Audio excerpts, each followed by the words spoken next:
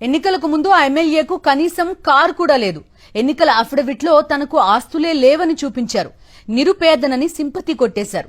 కూటమి తరపున ఎమ్మెల్యేగా గెలుపొందారు. సీన్ కట్ చేస్తే 5 కోట్లు విలువ చేసే బంగ్లా, కార్లు, రాజభోగాలు ఓ నియంతలా మారి ప్రజల రక్తం పీలుస్తున్నారు ఆ ఎమ్మెల్యే. అందిన కాడికి దండుకుంటున్నారు. ఎమ్మెల్యే సంపాదన చూసి కూటమి నేతలే ముక్కును వేలేసుకుంటున్నారు. ఇంతకీ ఆ ఎమ్మెల్యే ఎవరు అనేగా లెట్స్ వాచ్. ఉమ్మడి పశ్చిమ గోదావరి జిల్లాలో పోలవరం నియోజకవర్గం పేరు ఇప్పుడు రాష్ట్ర వ్యాప్తంగా చర్చనీయాంశంగా మారింది. దానికి కారణం పోలవరం ఎమ్మెల్యే చిర్రి బాలరాజు. 2024 ఎన్నికల్లో కూటమి నుంచి లక్కీగా టికెట్ కొట్టేసి గెలుపొందిన బాలరాజు దీపం ఉన్నప్పుడే ఇల్లు చక్కబెట్టుకోవాలన్న సామెతను ఫాలో అవుతున్నారు. ఎమ్మెల్యేగా గెలిచిన రోజు నుండే దోచుకో, దాచుకో, తినుకో అన్న విధంగా వ్యవహరిస్తున్నారు. అమాయకపు గిరిజనుల రక్తాన్ని పీలుస్తున్నారు. ఓవైపు ఆ పార్టీ అధినేత పవన్ కళ్యాణ్ మేము ఆదర్శ రాజకీయాలు చేస్తామంటూ ప్రగల్భాలు పలుకుతుంటే ఈ ఎమ్మెల్యే మాత్రం ఇప్పుడు కాకపోతే ఇంకెప్పుడు అన్నట్లుగా దందా చేస్తున్నారు. పోలవరం నియోజకవర్గంలో గిరిజనుల భూములు, ఇసుక, మట్టి, మద్యం ఇలా కాదేది అవినీతికి అనర్హం అన్న చందంగా చిర్రి బాలరాజు దోచేస్తున్నారు. అడిగిన వాటాకు ఒప్పుకోకపోతే అక్రమ కేసులతో భయపెట్టి నియంత పాలనకు తెరలేపారు. ఎమ్మెల్యే కాకముందు ఆయనకు కనీసం కారు కూడా లేదు. కానీ ఇప్పుడు ఏకంగా 4 కోట్లు పెట్టి భవంతిని నిర్మించారు. దాన్ని చూసి స్థానిక ప్రజలు ముక్కున వేలేసుకుంటున్నారు. ఇలాంటి వ్యక్తికి ఓట్లు వేసి గెలిపించుకున్నామా అని చర్చించుకుంటున్నారు. చిర్రి బాలరాజు ఆగడాలు రోజురోజుకు శృతిమించిపోతున్నాయని కూటమి నేతలే బహిరంగంగా చెప్తున్నారు. అయినా ఇప్పటి వరకు ఆయనపై జనసేన అధిష్టానం ఎలాంటి చర్యలు తీసుకోకపోవడం గమనార్హం. ఇంత డబ్బు, ఇంత ఎన్ని కోట్లు ఎక్కడి నుంచి వచ్చిందో అది ప్రజలకు తెలియాలి, ఆయనకి తెలియాలి. అంత స్పీడ్గా ఇల్లు మొదలుపెట్టి పెద్ద ఇల్లు కడుతున్నాడంటే ఎంత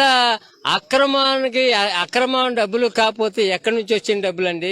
సొంత డబ్బులు అప్పుడు ఎలక్షన్ ముందేమో అఫిడవిట్లో చూపించింది చాలా తక్కువ. ఏది అమౌంట్లు లేదు, ఆస్తులు కానీ ఆస్తులు ఇవన్నీ చాలా తక్కువగా చూపించారు.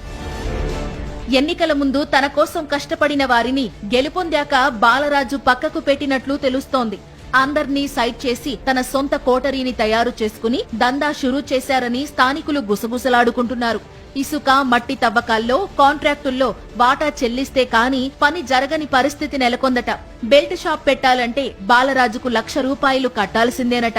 మద్యం షాప్ల నుండి 20% వాటా ఇవ్వాలని హుకుం జారీ చేశారట.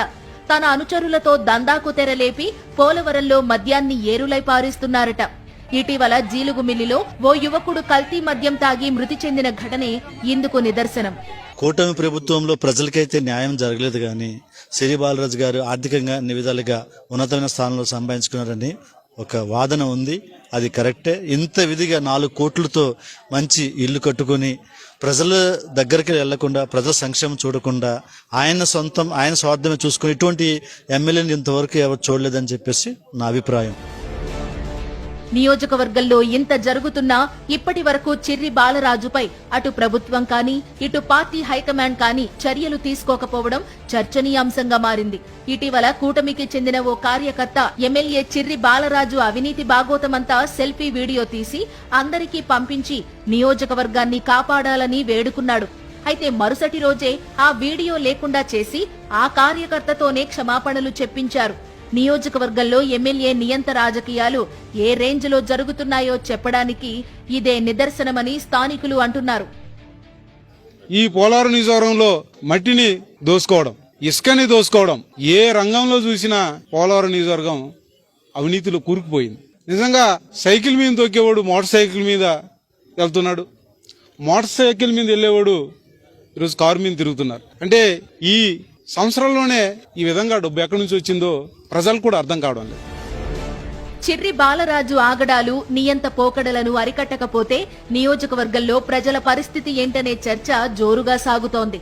ఇప్పటికైనా ఆయనపై ప్రభుత్వం లేదా పార్టీ హైకమాండ్ చర్యలు తీసుకుంటుందా లేదా అన్నది చూడాలి.